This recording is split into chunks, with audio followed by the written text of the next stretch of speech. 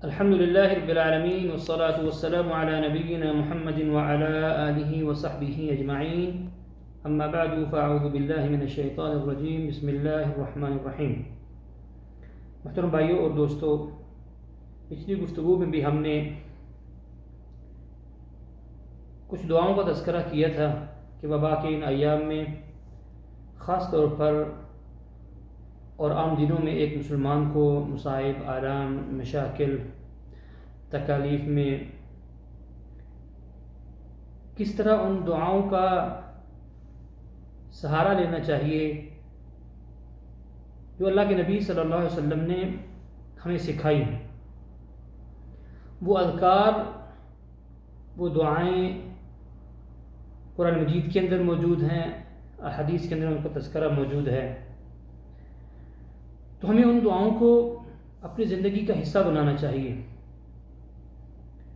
صبح شام کے اذکار، صبح شام کی دعائیں، اور اس طرح وہ بہت ساری دعائیں ہیں جو اللہ کے نبی صلی اللہ علیہ وسلم نے مسلمانوں کو سکھائی ہیں۔ آج پھر میں آپ کے سامنے تین باتیں یا تین قسم کی دعائیں آپ کے سامنے رکھنا چاہتا ہوں۔ سب سے پہلے ابو داؤد ترمذی کے اندر اللہ کے نبی صلی اللہ علیہ وسلم کا فرمان ہے، حضرت عثمان بن عفان رضی اللہ تعالی عنہ کہتے ہیں کہ پیارے پیغمبر سے میں نے یہ فرماتے ہوئے سنا کہ من قال بسم اللہ الذی لا یضر مع اسمہ شیء فی الارض ولا فی السماء وهو السمیع العلیم، جس نے بھی صبح و شام تین بار اس دعا کو کہا، 3 بار صبح اور 3 بار شام کو، لم تصبہ فجأة بلاء حتی یصبح، اگر اس نے شام کو 3 بار یہ دعا پڑھی، صبح تک اس کو کوئی بھی چیز نقصان نہیں دے گی۔ اسی طرح اگر اس نے صبح 3 بار اس کو پڑھا تو شام تک اس کو کوئی چیز نقصان نہیں دے گی۔ اسی طرح اللہ کے نبی صلی اللہ علیہ وسلم کی دوسری حدیث،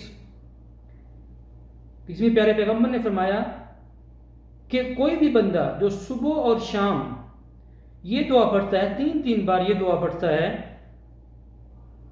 اعوذ بکلمات اللہ التامات من شر ما خلق۔ ایک آدمی پیارے پیغمبر کے پاس آیا، اس نے کہا اللہ کے نبی صلی اللہ علیہ وسلم مجھے بچھو نے کاٹ لیا کل۔ تو پیارے پیغمبر صلی اللہ علیہ وسلم نے یہ کہا کہ کیا تو نے شام کو یہ دعا نہیں پڑھی تھی؟ اگر تو یہ دعا پڑھتا تو یہ نقصان نہ دیتی۔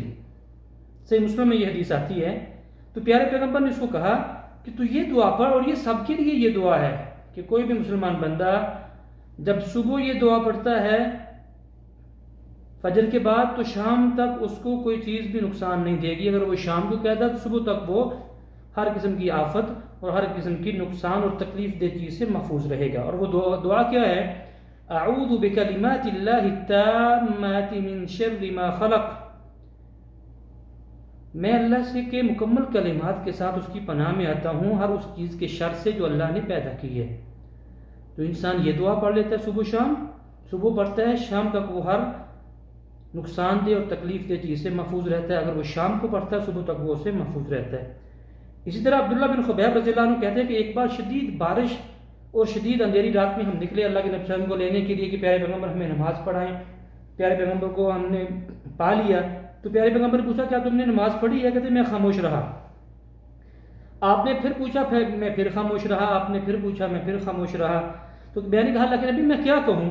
تو کہتے پیارے پیغمبر نے مجھے یہ کہا کہ قل هو اللہ احد اور معوذتین، یعنی سورہ اخلاص، سورۃ الفلق اور سورۃ الناس، یہ اگر تو صبح پڑھے گا شام تک تجھے کافی ہو جائیں گی، اگر تو شام کو پڑھے گا تو یہ صبح تک تجھے کافی ہو جائیں گی۔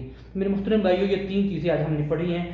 بسم اللہ الذی لا یضر مع اسمہ شیء فی الارض ولا فی السماء وهو السمیع العلیم، اعوذ بکلمات اللہ التامات من شر ما خلق، 3 بار صبح، 3 بار صبح، 3 بار شام۔